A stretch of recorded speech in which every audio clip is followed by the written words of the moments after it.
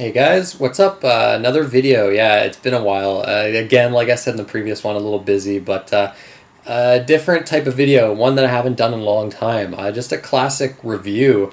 Kind of an unscripted, unedited review. There's not going to be any gameplay footage. I don't know. I know it's kind of lazy, but I don't have the time to do videos with like a ton of editing and things like that. I'll still do my like game of the year video and put a lot of work into that because I always enjoy doing those. But yeah, I wanted to get back into reviewing games, and I thought these two games, there's a lot to talk about with these two, and they're games I've been wanting to play for a very long time. Of course, we're talking about Shenmue 1 and 2 on the PS4 here. People have been clamoring for an HD remaster of these games for a long time, and with the third game being announced on Kickstarter and getting funded, more and more people, of course, wanted to play these games and see what the fuss is all about. I've certainly been one of those people. Dreamcast, I don't have much of history with it. One of my friends had it growing up, and I would play some games at his place, but I never really owned it for any period of time. And Shenmue was not one of the games he played. He played a lot of Dreamcast games, this friend of mine, but that one he never had for some reason, which always kind of surprised me. And then Shenmue 2, I feel, is a game that even fans of the first one didn't really play. Considering the Dreamcast version never came out in North America. It would only came out in North America on the original Xbox. And I don't think a lot of people that owned an Xbox had a Dreamcast and played Shenmue. I don't think there was a massive audience for that second game. I don't think it did very well. In fact, I don't think any of these games did very well. I mean, Shenmue 1 was considered the most expensive game of all time at the time of release, and it was kind of a flop, actually, especially in North America. I'm actually not sure what it was like in Japan. But it certainly has a cult following, these games, especially the first one. And I was dying to see why people love these games so much. And the first game is very fascinating in terms of like the impact it's had on the industry. And that's the kind of stuff I'm going to talk about. Before I get too much into the review, I guess my overall thoughts on this game, I guess I should preface this video by saying, this might be controversial. I'm going to get a lot of hate for this review. Now, I don't... Okay, the second game is good. I like Shenmue 2 a decent amount. I think it falls apart in the second half. As soon as you leave Hong Kong, and get to Kowloon, it kind of... the pacing becomes kind of messy. And then there's other stuff which I'll get to that I fucking hate. But for the most part, I think the second game is a big improvement over the first. The first game, I'm sorry, Shenmue fans, I don't like it. I really don't care for the first game. We'll get into it. I appreciate it. Now, I should say that. I appreciate it. So, I'm going to be hard on this first game, but I also have to remember the time in which it came out, I think it was 1999, and the things that this game was doing at the time were very unique and very different from other games at the time.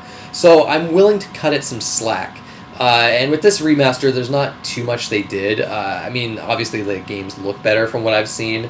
I think the biggest thing probably is the fact that you can save anywhere, and that makes Shenmue 2 pretty notable in some instances. Although now that I'm reading about it, apparently the Xbox version of Shenmue 2 you could actually save anywhere. I think even the Dreamcast version as well. So it's actually wouldn't have been that bad in the original game anyways, the part I'm thinking of. But yeah, so let's start with the first game. We'll start with the first game here. I guess like kind of the story and characters and, well, you know what, let's actually, I don't know, this is going to be a kind of a free-form review, but so Shenmue 1, and Shenmue 2 for that matter, are very, they're fairly story-driven games. They have pretty lengthy cutscenes. The main story here, you play Ryo Hazuki, what was his last name? Hazuki, I think is his last name. He's kind of like a martial artist, like an 18-year-old martial artist in like a small village in Japan. The story kind of starts with the first game with your father being murdered by this character named Lon D, who wants this object called the Dragon Mirror that your family has had for years. And the general story is a revenge tale, but there's a lot of fantasy elements thrown in, especially later. And at the end of the second game, it gets pretty crazy. Like it really the main story doesn't really start until towards the end of the second game. Really, a lot of these games is just meeting characters and kind of being a part of this investigation, basically trying to find out who Lon D is and where he is. So a lot of the game, you're just like you're talking to random people throughout the different environments, and there's a lot of questioning. Like basically, whenever you have like a new goal in the story, whether it be you might in the beginning get to find guys in black suits, and then later sailors, which is almost like a meme or something nowadays. So Rio is just gonna go to the random people and just like, hey there, excuse me, is there any? Have you seen any men with black suits around here? And you'll say that to every single NPC you come across until you find the right NPC. And then like later in the game, it's gonna be sailors. Do you know where any place where any sailors hang out? And it's the games are they're kind of like that. You're always kind of like asking random people like these questions. So that's like the main story is. I mean, it is kind of a fairly simplistic revenge story, but the characters are quite good, especially for the time. The main character Rio, he's great. He just doesn't take any shit. Like anytime like people kind of like bullshit him or like kind of like don't refuse to give him the answers he needs, and they're like playing coy and stuff like that. He just cut the shit. He's like, I don't know. He's very like he knows what he wants and how to get it for the most part. And a lot of these characters are very quirky that you'll find. The games have plenty of charm, and that's one of the things I really like about them. There's one character in the first game named Tom. He's like this hot dog stand vendor, and he's from the States, and he's absolutely amazing. His dialogue is incredible. The first game has really low quality voice acting. It's just over the top in a lot of instances. I think it really adds to the charm. A lot of people will say the voice acting's terrible, and technically it is, but I think it really does give the game a certain level of charm, and there are still good voice actors here. The voice actor for the main character, for instance, Rio, I think it does a pretty decent job. The second game, also, the voice acting is improved for the most part as well. It's not as over the top and goofy, but I don't know. The first game does have kind of a charm with how stilted it can be at times. But yeah, like a lot of this game, like a lot of these two games, there's pacing issues. The first game, I guess we'll probably get into this now. There's not too much else to say about the story and characters other than that it was, it takes a lot of elements I find from like old school point and click adventure games. Actually, there's even some puzzle solving elements that kind of reminded me of it, although a lot more simplistic. Most of these games aren't very obtuse, although there's a couple parts that made me have to resort to a guide. So the first game, the structure. So Shenmue 1 has a 24-hour clock. Basically, the game kind of plays out in days. Which, again, for 1999, this is pretty ahead of its time. And basically, during points in the game, you'll have to visit certain places at certain times, whether it be kind of like the afternoon or the morning.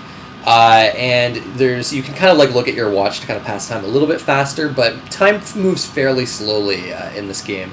And once it becomes like 11 o'clock, I think it is, you're like past your curfew. So you have to go back home and sleep, and you get like an allowance of yen every day essentially, and that's in the beginning. That's how you actually earn money, and you have like it's a fairly small world in this first game, but there's quite a bit of interaction, and this was what Shenmue 1 was known for. This is what people really got into with this game. It feels very quaint nowadays, obviously, with your Grand Theft Autos and Red Dead Redemption, like every open world game these days. So it's a smaller scale world this time, but there's a lot of detail, and it's pretty dense. And it's like this game strives for realism. That was one of the key components with Shenmue is realism, and it really does feel like this realistic, like Japanese village. Although there's some city-esque environments a bit later in the game. So yeah, you're kind of going day by day and doing like kind of like investigating, like finding out where Lon D is. And there's a few different things you can do throughout the world. You can talk to almost every character, although most of them don't have much to say or anything worthwhile to say. But again, all this was pretty new back in 1999. So you can collect the gacha toys. That's one of the collectibles you can find, so you can spend yen to do that. What else? There's like mini games you can play. You can go to the arcade and play like I don't think it was Outrun. It was like Space Harrier and then Afterburner, I want to say. You can buy things at some of the convenience stores. You can like practice your moves because there's fighting in this game too. that's about it. Like, I don't know. Okay, so one of my problems with this game, with the first game, is a lot throughout this game. There's a lot of waiting around doing nothing. So a lot of times it will be like you'll know what you have to do, and it's like, oh, okay, you have to go to this tattoo parlor at like 2 p.m. And you'll find this out like early in the morning. So you have to like waste time. And time will go by a little quicker if you play darts or something like that, or play one of the arcade games. But I kind of started running out of stuff to do. And one of the best things to do to pass time really is to go to the parking lot and practice your moves, because the more you practice your moves, the stronger they'll get. The game doesn't really tell you that. I had to learn that from other people. But eventually it gets kind of old being in this parking lot for like minutes at a time, just practicing these moves. Eventually, I just got bored of everything that you could do. Like, there's only so many times you can play Afterburner or Space Harrier or darts. It gets old after a while, and the NPCs don't have anything special to say. So I would just basically look at my watch in game, and then I would go on my phone and look on like read Twitter or something like that. And I'd say a large portion of this game was spent raiding around doing nothing. Like, there's a lot of really irritating parts where, like, it will be like, go to the tattoo parlor at 2 p.m. and then you go there and it's like, oh, no, and then nothing will happen. It's like, oh, no, wait the next day and come back at 11 a.m. It's like, are you fucking serious? And you can't just go home and pass time. You can't just, like, sleep the day away. You actually have to wait till your curfew is up to go back home. And, like, I was okay with this at first, but the more I got into the game, the more annoying it became. And it just, I don't know. It's never a good sign when most of the time you're actually playing the game. You're not actually playing it. You're just actually doing other things while the games are running. It's by far one of the worst things about the game, and the second game improved in this key area. But a lot of people will defend this, and I am willing to give it a bit of slack, because it was probably really cool back in the day, and the level of interaction back in the day was crazy compared to everything else at the time. So you probably wouldn't have been as easily bored. But nowadays, it just doesn't hold up. This whole waiting part of the game, and the pacing in this game is generally okay. Like, it's not actually that bad, but it's, I don't know, there's certain parts where just the waiting just got too much. And and I guess we'll probably like lead on to like the next part, the part that made me hate the game in general. And it's crazy because I've been reading a lot of like reactions to this game and people that absolutely love Shenmue, and this part is considered like one of the best parts of the game, and it blows my fucking mind because it's abysmal. And that's the forklift section. So it's not really spoilers to say, but later in the game you got to get a job.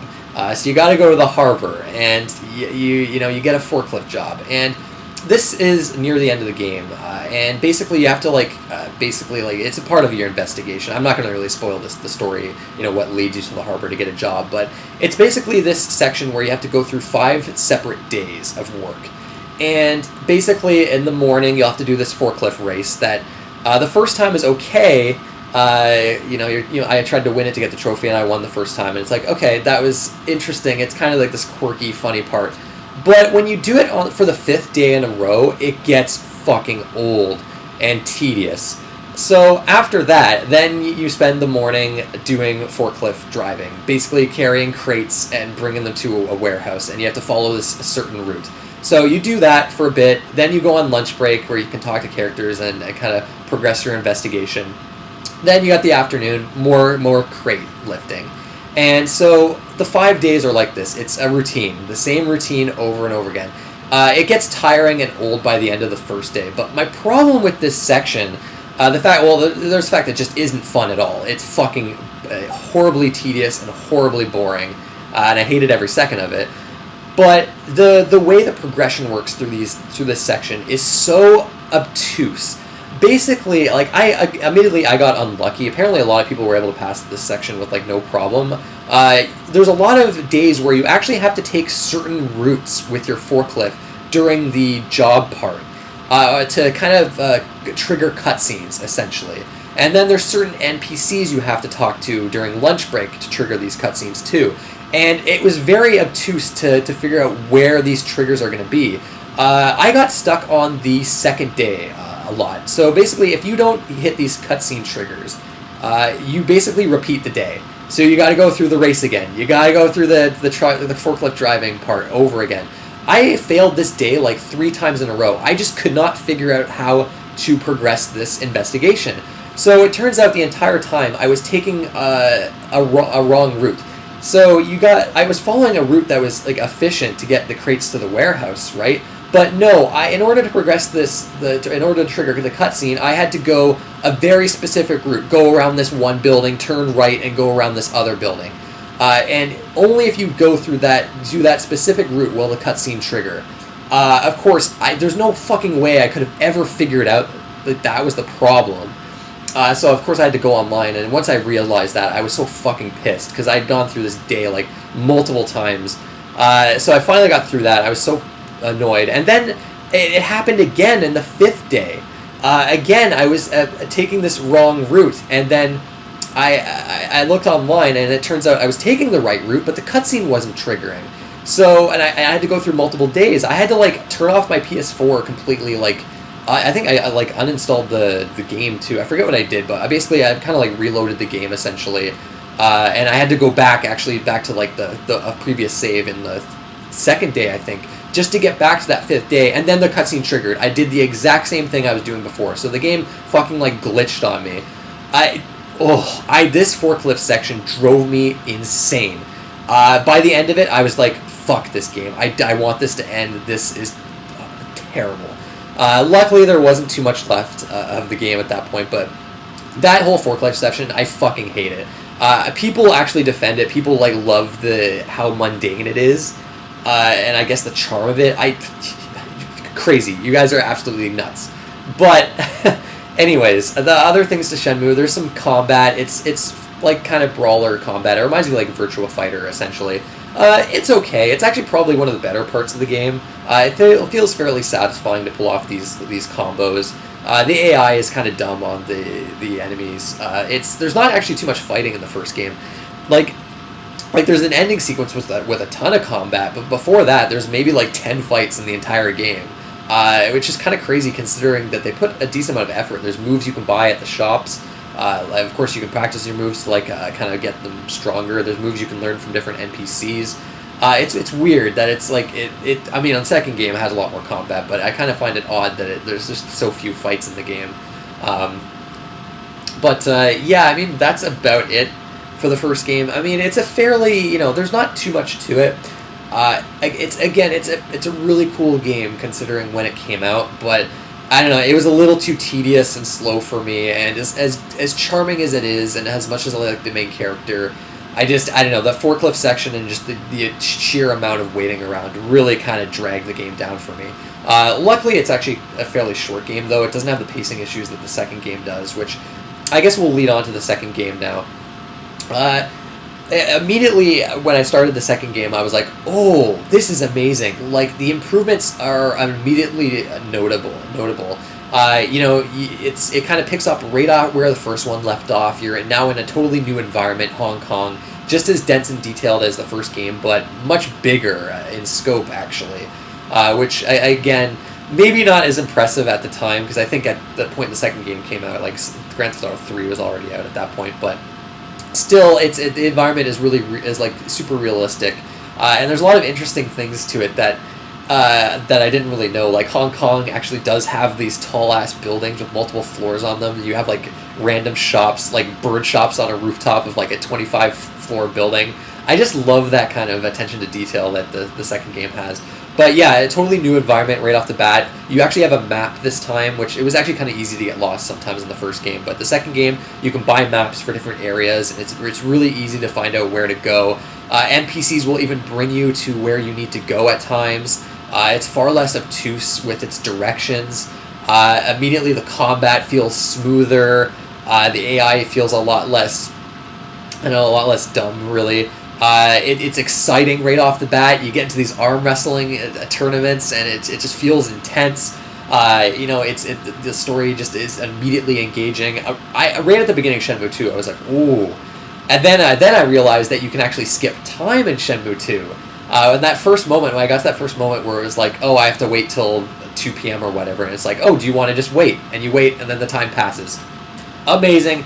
Like, Shenmue 2, it's like they learned everything that was kind of iffy about the first game and just improved upon it. So the first half of Shenmue 2, awesome. I love it. More combat, which is one of the better parts of the first game, which I appreciated. Then you leave the first Hong Kong area and you get to Kowloon, and then it starts to kind of fall apart. The story is still good in Shenmue 2 at this point. You meet this character named Ren, and it turns into like almost like a buddy cop movie, like a Jackie Chan buddy cop movie, which I fucking love. And the game is very humorous, and there's a lot of like cool chase sequences and all this stuff. It's again, the story and character is great, and the gameplay starts to fall apart in the second half. It's the pacing just really like it just basically a bunch of events that don't really mean much, and a lot of just running around doing like really annoying activities, and then the QuickTime events rear their ugly head. Now, the first game had QuickTime events as well. Now, Shenmue was the originator of QuickTime events. It was the first game to actually have them and call them that. And basically, a lot of the cutscenes in that game, there'd be like chase cutscenes, and it'd be like, oh, press left on the D-pad. Oh, now press right, press X. Then it's over. If you lose, you go back to the beginning of the scene because it's the first game. The QuickTime events are insanely fast. You have like very few seconds to actually hit these QuickTime events. Very strict timing on these, and they didn't change that for this remaster. But the first game is lenient enough where you can, if you fail, you go back to the beginning of this very short sequence. The second game, they double down on the QuickTime events, and it's a really poor design decision. I don't know why they did this when everything else is so much better. This is one of those things that is actually a huge downgrade. So the second half, it's just endless QuickTime events. Everything you do in this game, every chase sequence, every like during boss battles, during like these story events, just endless QuickTime events. Left, right, up, down, X, and then you'll even have ones where you have to do a quick succession of them at a time, like up, left, X. The problem with these ones, it's very hard to actually see what you're supposed to do. It will flash on the screen for like not even a second, and then you have to immediately do it as fast as you can. And the timing of them is so fucking strict. And in Shenmue 2, you have very long sequences of QuickTime events. You get to an end of one of these long sequences, and you happen to fuck up, which you're going to fuck up because they're just so fucking fast. Back to the beginning of this long sequence. Really frustrating. Boss battles in Shenmue 2 are a pain in the ass. The actual fights are actually pretty fun. But then they'll throw a QuickTime event at you right after you've beat the boss. And if you fail this QuickTime event, fight the whole boss all over again.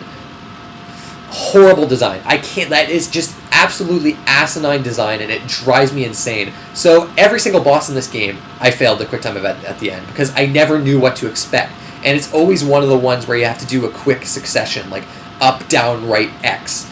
And it flashes on the screen, and before I can even fucking react, I fail. And I have to do the entire boss all over again. It got to the point where, towards the end of the game, if I got into a boss battle, I was like, okay. So I would pause the game, look online to figure out what QuickTime event was going to come after the end of this battle, so I wouldn't fucking fail it. Extremely frustrating. The boss battles are just so annoying in this game because of that. But we haven't gotten to the worst part, and I got to talk about this because it's one of the worst things I've ever seen in a video game. I don't know if it's enough to make Shenmue 2 a bad game. I don't think it actually drove me as insane as the forklift section did, because you can save before each of these QuickTime events. But okay, so Shenmue 2, there's a part in the game later in the game, in the second half, where the game really falls apart, where you got to climb this really tall building and reach the I don't think it was the 17th floor. I forget which it was, like the 10th or something like that. But basically, every floor has these planks that you have to walk across. And when you walk across them, QuickTime events will come up. Left, right, up, down, X. And then you walk across the plank, and then you go up a floor, walk across more planks, walk up a floor, more planks. 10 floors worth of this shit. If you fall at any one of these planks, you go back to the first floor. Now, luckily, I figured out you can save before every single plank. So if you fail the plank, you can just reload your save, and you're there. And at first, going through this section, I thought that the original version, you couldn't save anywhere. So you would have had to go through this entire 10-floor section and have to redo everything if you failed just one measly QuickTime event. And I was thinking about that, and I was like, this seems impossible. I don't know how anyone would get through this. So I was actually completely in awe of this section. And then I eventually realized that no, you can actually save anywhere in the original version. So, and they have to have intended it that way, because it's not so bad in the beginning, the first like 5 floors worth, because the QuickTime events are at they're fast, but they're at a manageable speed.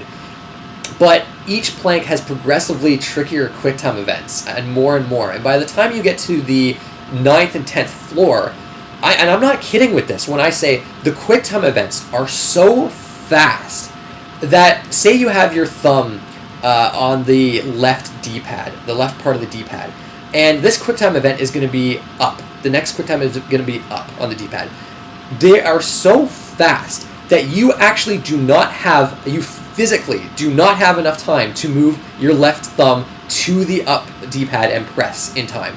It goes by so fast that you actually can't do it. So you actually have to predict, you have to know what QuickTime events are going to come up. You have to know the entire string of them. If you don't, you fail. Flat out, you are not going to make it. So basically, I like these last few planks, I would basically get up to it, and it would be like left on the D-pad, and I would press up, because I would try to press left on the D-pad, but my thumb was in the wrong spot, so I would fail. And I would fall down to the 10th floor. I got to reload my save. So I was like, okay, now I know that first one is left. So I'll have my thumb on the left D-pad, and then I'll press left. And it's like, okay, but now what's the next one going to be? Is it going to be left? Is it going to be up? Is it going to be down? And then it's like, right. It's like, oh, I failed because I didn't have my thumb at the right position. And it was this every single possible QuickTime event. I would have to go through this exact same process, figure out what it is, to fail to figure out what it is, and then reload my save. Fail to figure out the next one, reload my save. So like a sequence of like 6 different QuickTime events. I had to reload my save like 20 times just to get through this section. It is literally so fast you can't actually do it in time. I was blown away by this. This section is I don't know how it got through testing. It's actually crazy. By the end of it, I was actually laughing. I was laughing out loud because I just at the ridiculousness of it. Luckily, the game gets a little better from there, but man, this game got the worst QuickTime events I've ever seen. It's insane. I don't understand it. And then later in the game, it really kind of slows down a little bit. There's like these sections where you're just like walking forever. You're just walking, and you're supposed to build like this relationship with this one character that I'm sure is going to be important in the third game, but like, I don't know, it gets really tiring, and then I don't know. By the end point, I was like, okay, I just want this to end. The Shenmue 2 is like maybe 30 hours long, and it's like 10 hours could be like cut out. It's got a lot of pacing issues, but there's enough improvements that I think it's better than the first game. Yeah, I mean, other things with these games, the music is really nice. I like the music a lot. There's a lot of like. I know, it's very like, it's kind of like oriental kind of music in a lot of ways, but there's a lot of like melodic kind of sad music that I really like. Voice acting I already kind of mentioned. Visuals, these games looked really, really good back in the day. I still think they look pretty good today, actually, especially with like the spruced up character models and environments and things like that. But yeah, Shenmue 2, there's also a lot more to like do in the environments as well. There's like more mini games to play, so there's all that stuff too. It's got all that level of interaction that first game had. But yeah, I sorry for those rants here. Both of these games have some of the worst like game design I've ever seen at certain points. Like, it's not the whole game, and for the most part, I actually like the second game and I appreciate the first game. But I don't know, like the plank walking part in the second game and the forklift part in the first game are some of the worst parts of a game that I've ever gone through. It's been years since it's probably been since like the Temple of the Ocean King and Phantom Hourglass that I've been so annoyed with a game before. But I mean, the plank stuff is not as bad because I could get through it eventually, whereas the forklift section, I literally didn't know what I was doing wrong. Like, I was so fucking confused. But yeah, this video's gone on long enough. If you haven't played Shenmue, should you play them? You really have to know going into these games, what they were trying to achieve, and just know that they're tedious and they're slow, and they're not like a lot of games these days. But if you can like kind of look at it and appreciate it for what it's done for the industry and the impact it's had, I think there's a lot to enjoy with these games. Have these games made me a fan of this series? Am I a fanatic like a lot of people are? No, and I'm not.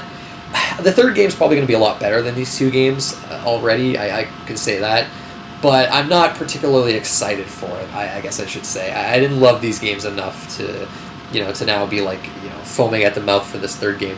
One of the things that kind of does annoy me, the second game obviously ends in a cliffhanger that people have been wanting to see a resolution to for a long time. Yu Suzuki has said the third game's not going to be the final game. He wants it to be in like 5 parts. That really rubs me the wrong way. Like, I mean, it's already kind of a miracle that we're getting a third game. Like, fucking just end it.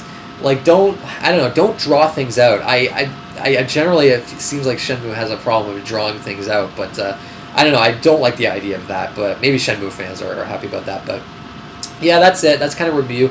Sorry, Shenmue fans, for kind of shitting on these games at times. But trust me, I do appreciate these games. I do see what there is to like about them.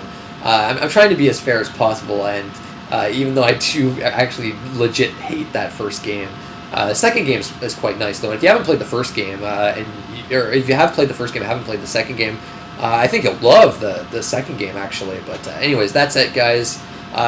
What have you guys played these games before? Do you have like any of the nostalgic memories for these games? If there's any new players to this series like me, what did you guys think of it?